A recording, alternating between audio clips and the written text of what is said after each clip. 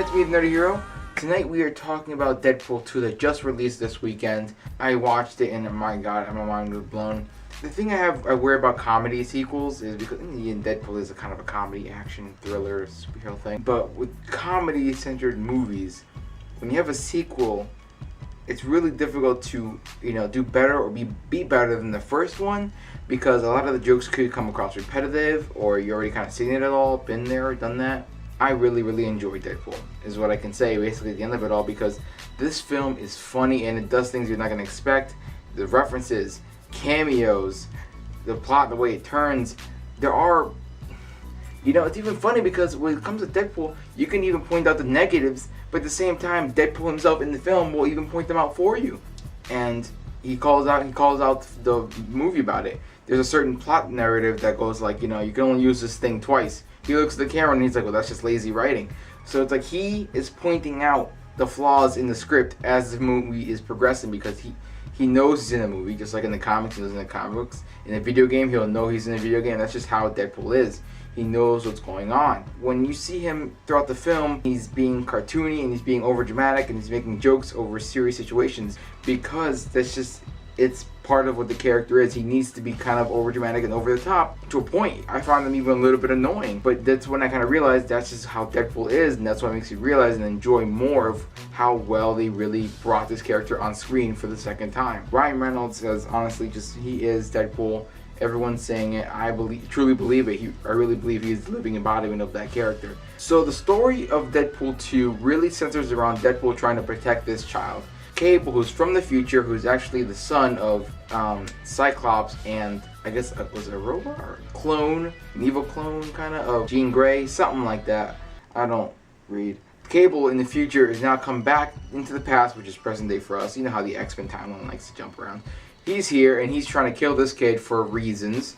Pretty much is very Terminator-like, and again, Deadpool even calls it out on being very Terminator-like. This movie never stopped with the jokes, and they introduced characters like Domino as well, and also the concept of the X-Force, and you get to see all these interesting characters from, comics that no one, they have fans, these characters too, but they're from comics that no one ever heard of, One of the standouts of this movie has to be Domino. She shows up, I guess around the halfway point of the film, when they start putting together the team for the X-Force. She shows up and she just steals the spotlight for me because I forgot the actress's name, but I've seen her in Atlanta. Yes, I watch Atlanta. And when she shows up and she starts talking about her power is luck, Deadpool doesn't really get it, and he's like, how is that luck? And she's like, it just works.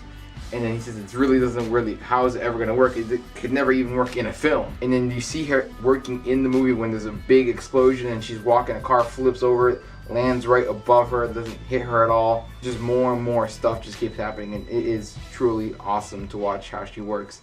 I liked a lot what they did with Colossus in this film. He, in the first film, was very two-dimensional. He was just there as the straight and narrow kind of guy. This is how we're supposed to do things, the right way to do it. And it was kind of a joke with how Deadpool was really not the correct way of doing things. Here he has that character again, but at the same time, they give him a lot more of like a three-dimensional kind of character development kind of thing going on with him. Plus, Deadpool at one point ends up at the X-Mansion for a good amount of time, and he just starts making the jokes again about how he doesn't see any other X-Men. Well, he didn't see any other X-Men. Spoilers. Okay. I take all that back. My favorite scene has to be one of the post-credit scenes, which I can't really talk about right now because it's just spoiler-free. But, I don't even know there's going to be a Deadpool 3, because Ryan Reynolds was talking about how there might not even be a Deadpool 3. The next movie might just be an X-Force film. And seeing what they were trying to do with X-Force in this movie makes me really interested in seeing what they can do with it. Now they have Cable, Deadpool, and Domino, those three together, and I want to see what other characters they can pull from the comics to make this team much better. Basically, guys, that's gonna be the end of my review. And the end of it all, I highly recommend seeing this movie. If you love the first Deadpool, you're gonna love it. If you like comic book movies, you're gonna love it. Deadpool does not care if you're Marvel or DC. He will make fun of you. He will reference you. There were countless references to the MCU, the Avengers, even Infinity War. There were references to DC, Batman, all that. This just kept going, and I just was trying to catch as many references and Easter eggs as I could. It was just, he talks very fast. So guys, that's the end of my review. I highly recommend you guys put in the comments down below what you guys thought of this film. There's probably going to be spoilers in the comments, so if you haven't seen the movie, be careful with that. But remember, you can like, comment, subscribe to my YouTube channel, and as always, guys, remember, keep it nerdy.